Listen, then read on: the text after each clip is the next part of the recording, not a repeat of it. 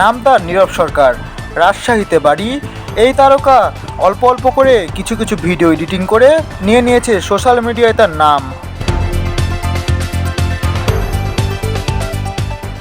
এছাড়াও ক্ষুদে তারকার রয়েছে অসম্ভব প্রতিভা। এ তারকা সাধারণ একটি ফোনের মাধ্যমেই তৈরি করে নিতে পারে খুব অল্প সময়ের মধ্যেই একটি funny DJ remix. Tarikul Faruk, exclusive information.